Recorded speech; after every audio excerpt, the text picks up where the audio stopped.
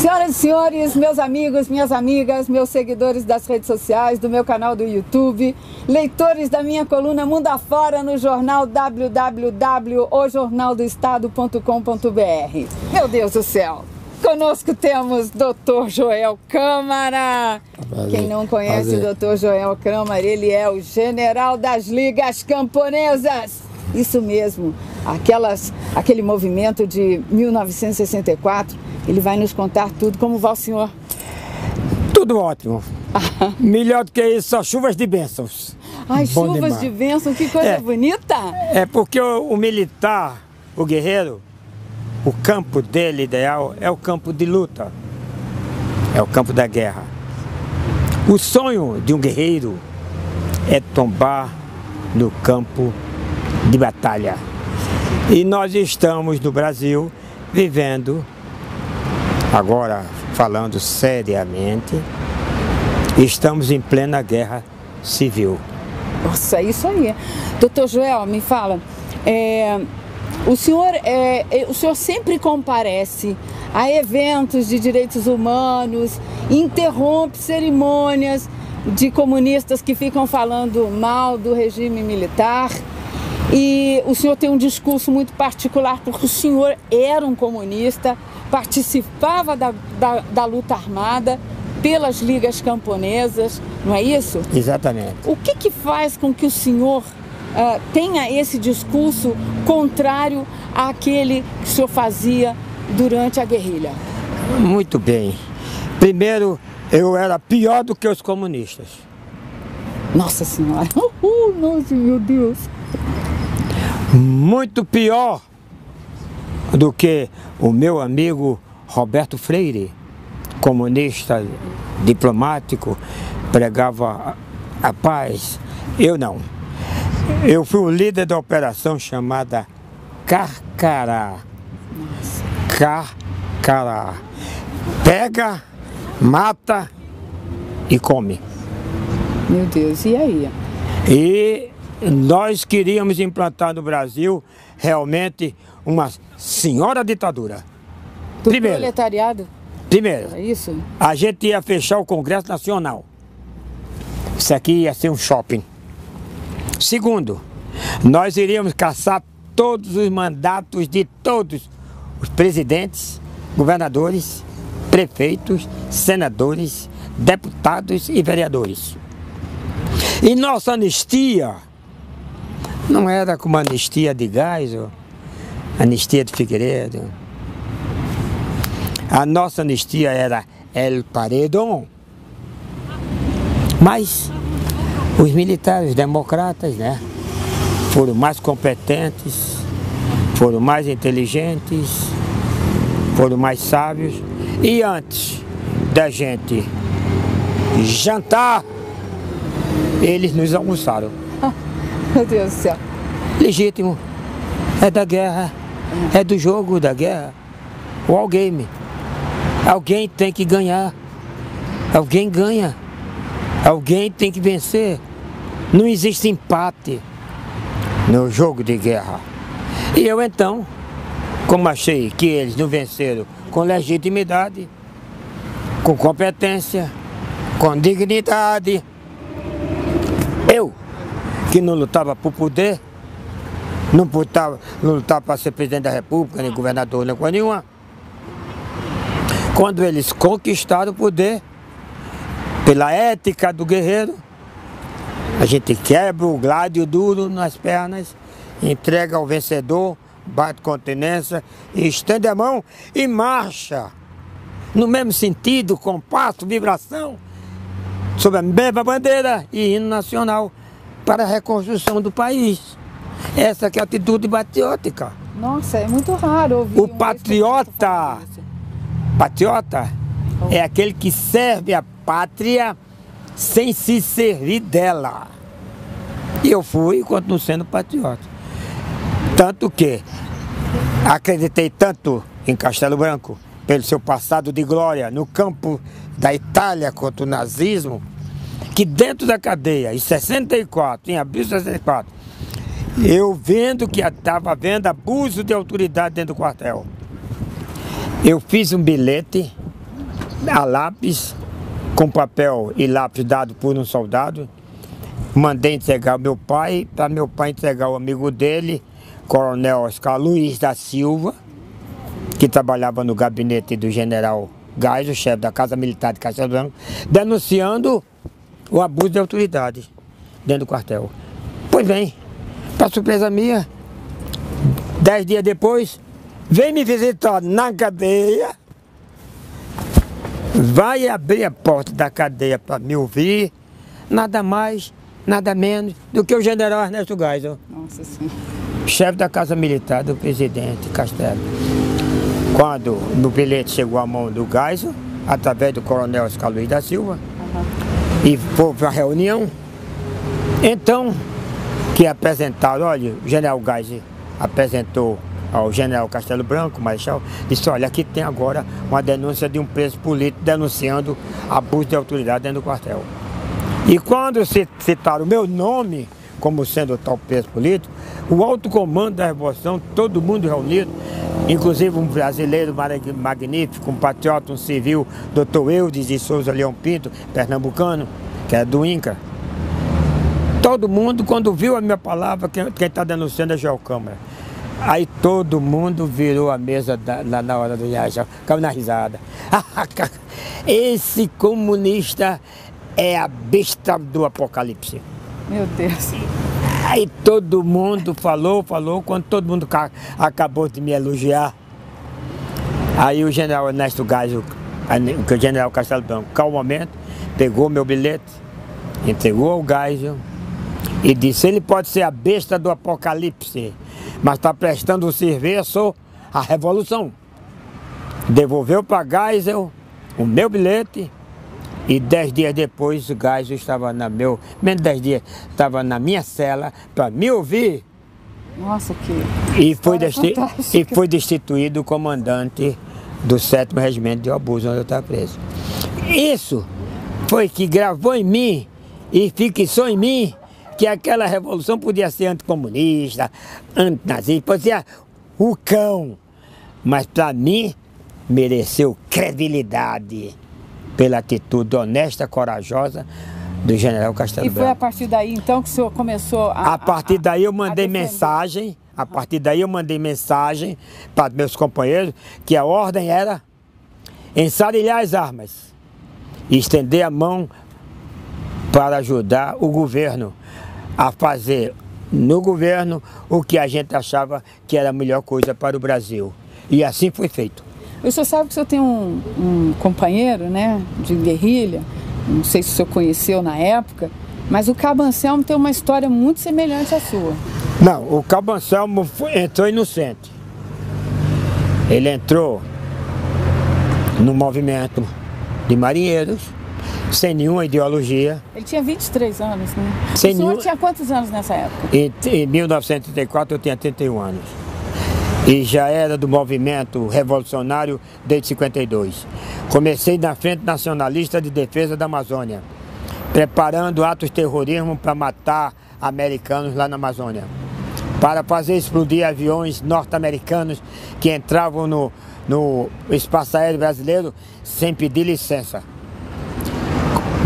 Unidades militares que entraram na Amazônia, sentaram na Amazônia como o capitão Jandir, em desrespeito à soberania nacional.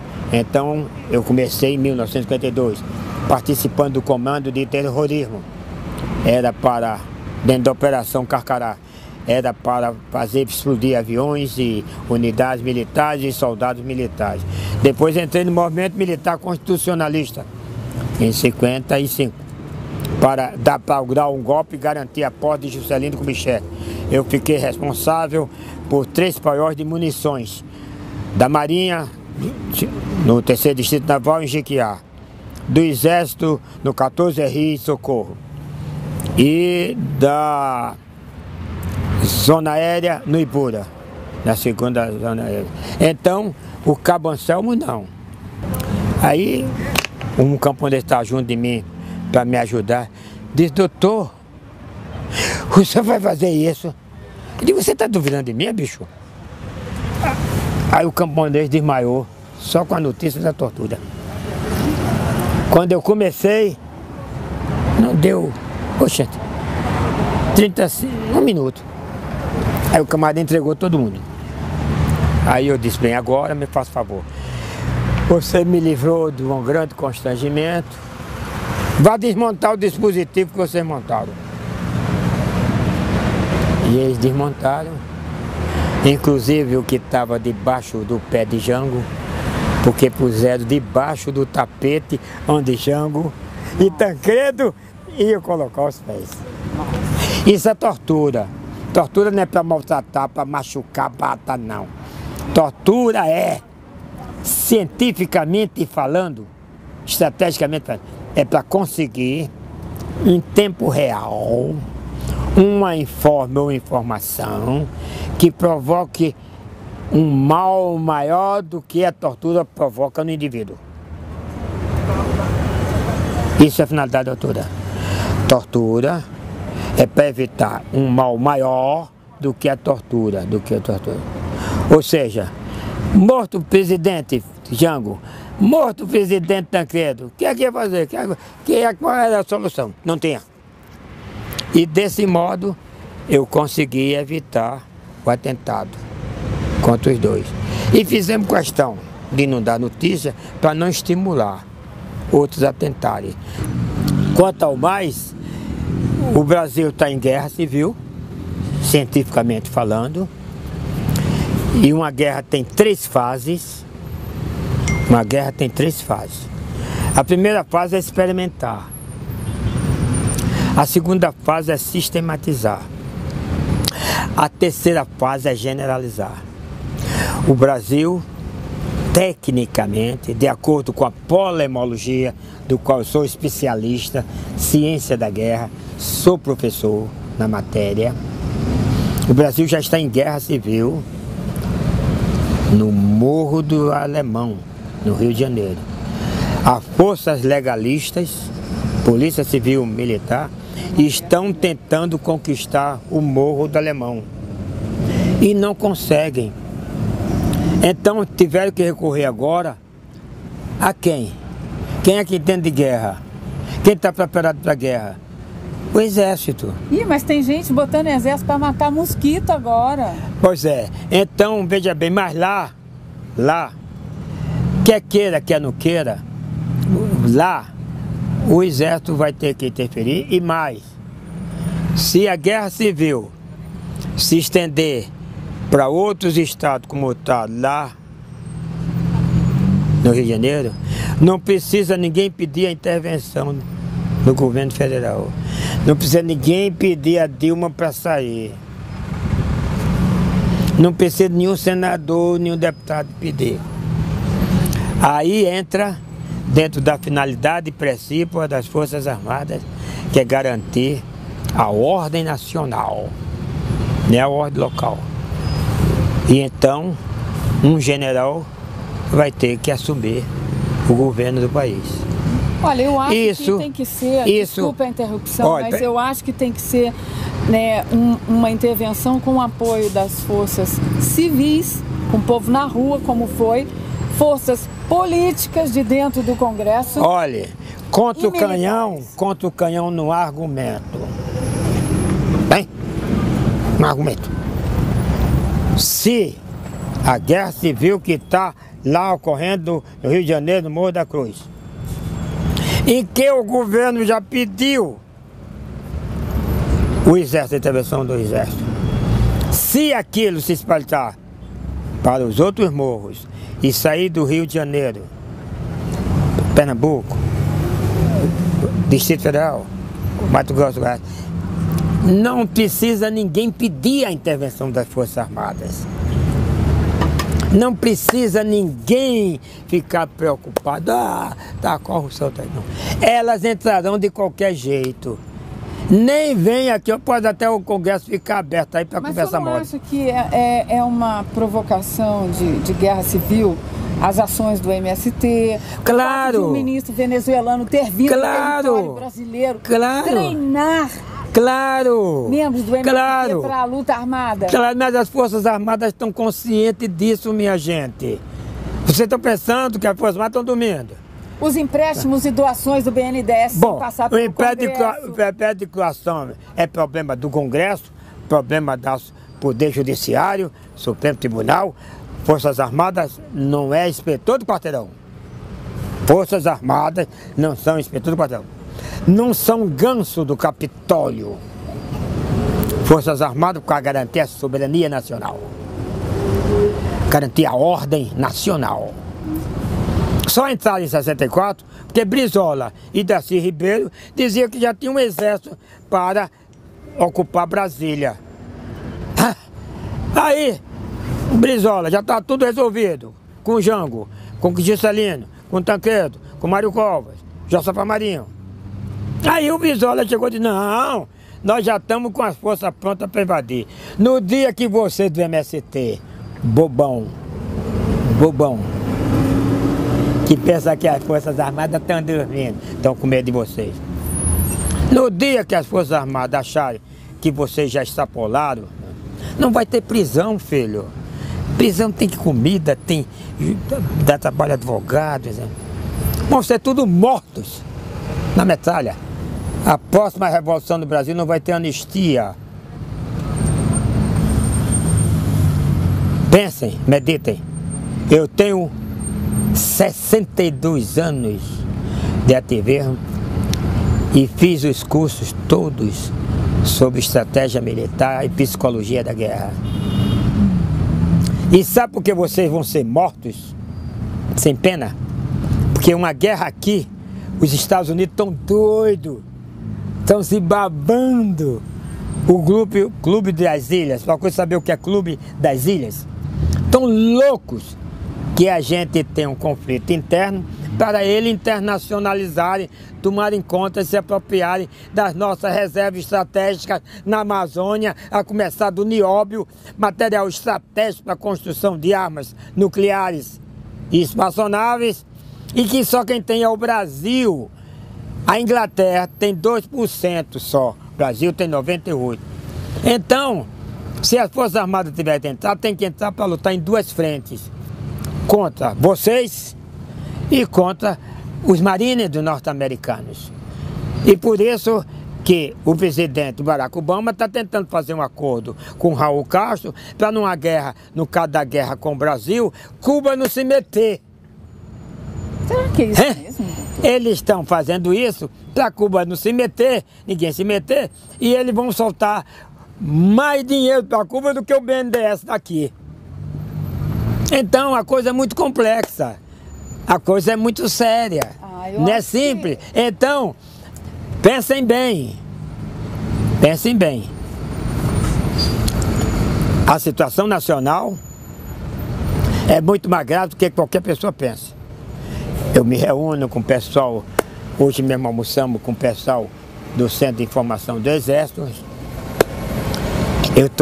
Eu sou um conselheiro, pelos meus conhecimentos. O general Antônio Carlos Muricy, em 63, quando eu fui preso pela Liga Camponesa, e ele descobriu os nossos planos de guerrilha, ele disse para todo mundo, estou surpreso.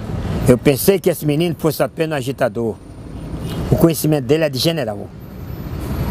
Então, vocês que estão irritados, não estão revoltados com tudo, a hora é de meditação, é de planejamento.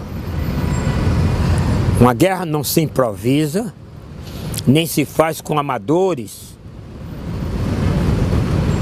nem se faz na hora que o inimigo quer.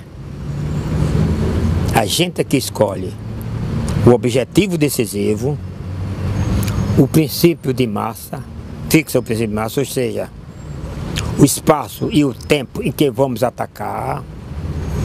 Depois, a estratégia logística, ou seja, procura saber quanto vai custar, onde vai conseguir recursos e onde vai aplicar. Se vocês querem realmente reagir contra esse regime vigente no país, se for para derrubar a Dilma, quem assume? Renan Calheiro? O Cunha, presidente do governo? Quem? Quem você indicaria para ficar no lugar dela? Nós já estamos cogitando, todo mundo está pensando nisso. A dúvida não é tirá-la, está fácil. Porque as informações da Polícia Federal, que já foram encaminhadas para o Serviço de Inteligência do Exército, as informações que foram mandadas para o Supremo Tribunal Federal são suficientes para fechar o Congresso Nacional. Não é tirar só Dilma. Fechar Senado e Câmara. Porque se ali dentro alguém gritar, pega o ladrão, não fica um. É isso aí, doutor. Todos os partidos são pequenas empresas de grandes lucros. Todo mundo quer ser bonzinho, mas por que não manda acabar com o fundo partidário? 289 milhões, 400 milhões. Dinheiro que faz falta para construir escolas, colégios, hospitais. Quem fala nisso? Quando é na hora do aumento, eles pensam no aumento do trabalhador, nós dos aposentados, pensam no deles e dão aumento de 15%, 16%, fora as mordomias. Procure saber quanto é que um senador e um deputado tira do seu bolso. Você que é assalariado, pago por renda, trabalha 6 meses para pagar a Câmara de Deputados do Senado. Você, eu. Agora vamos pensar. Vamos pensar, porque tirar a Dilma tá fácil do ponto de vista. A dificuldade que a gente sente é quem vai botar na porcaria daquela poltrona. E propostas, né? E quais quem planos? vai botar?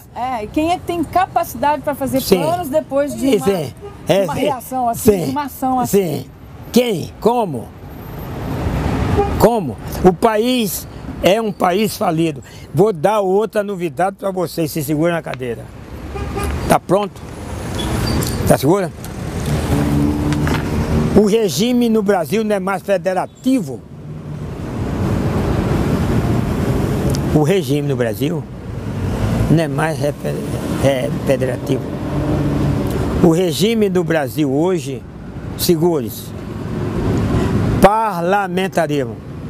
A Dilma, que é tudo menos burra, senão não estava naquela cadeira, vendo que não tem só, ela não tem condições de solucionar nada, como eu dei por escrito a ela em junho do ano passado, fiz um documento, ela sabidamente lavou as mãos. Hoje quem é que manda, quem é que governa o país? O presidente do Senado e o presidente da Câmara. Ela não quer mais nem aparecer. Ela não quer nem mais aparecer. O Lulinha, o único proletário capitalista do mundo. O Lulinha já está contra ela. Olha. Ela já está sozinha no palácio, pior do que estava Jango em 64.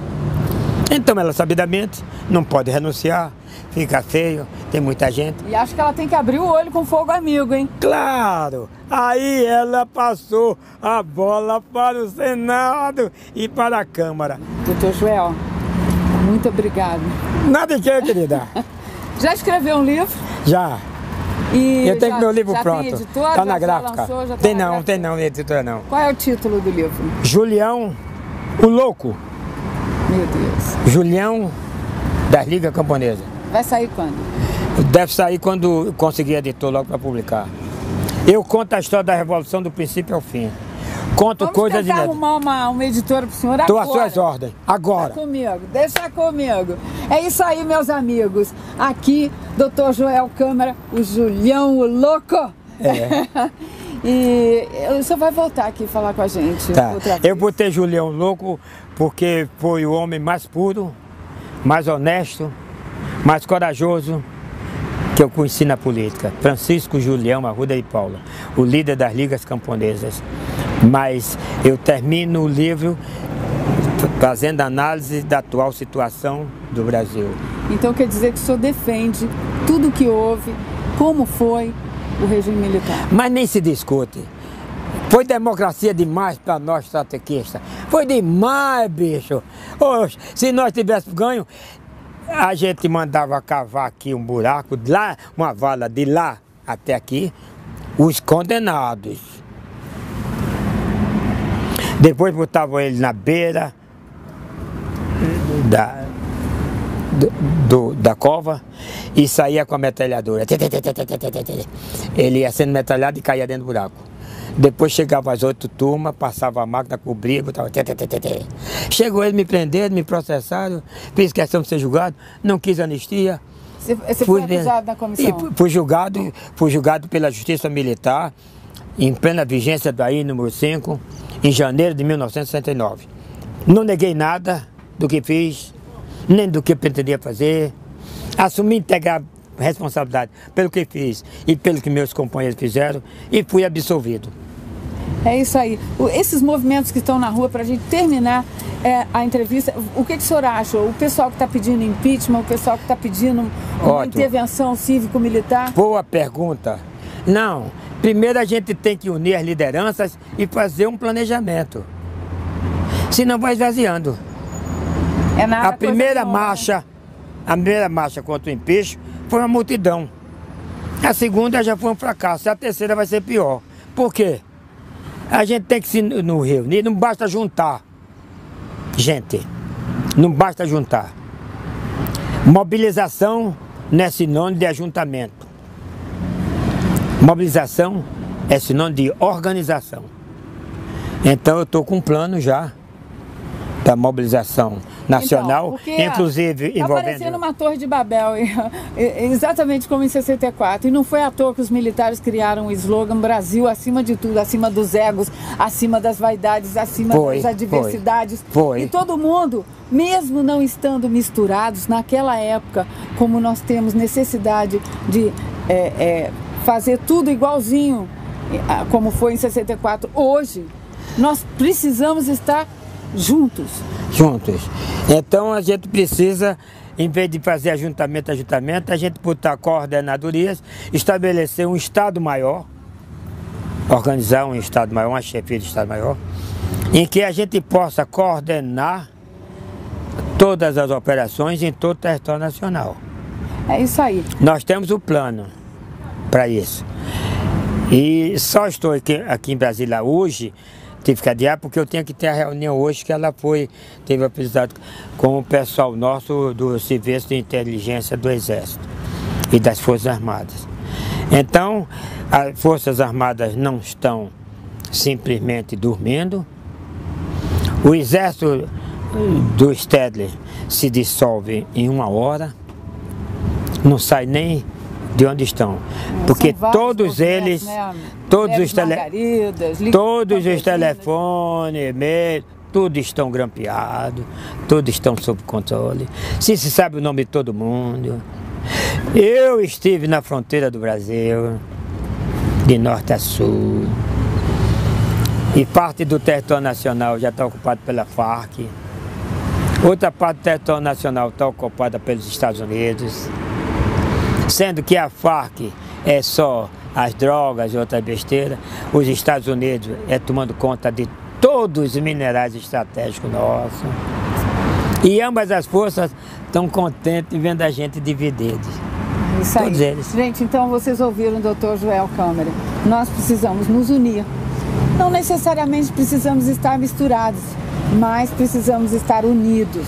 Planificando. Aqueles que criticam os próprios colegas de luta, a gente está aí, todo mundo querendo a mesma coisa. Os impeachmentistas que nos criminalizam, aqueles impeachmentistas que nos incriminalizam, eles precisam entender isso, porque vai chegar um momento em que vocês todos terão que se converter ao intervencionismo. Pode escrever, que a gente assina embaixo, né? Pronto? Não. Obrigada. Eu ainda acredito que a gente tem inteligência para... Minha irmã queridona, um abração. Um abraço. Tamo junto. Tchau. Tamo junto. E vamos lá ao Congresso agora. Tá bom. Estou aqui representando as viúvas, os órfãos, das vítimas dos atos de terrorismo e, como tal, não estamos prestando homenagem aos que cometeram esses assassinatos. Estamos aqui prestando homenagem às Forças Armadas, porque venceram a guerra de terror e a guerra de guerrilha.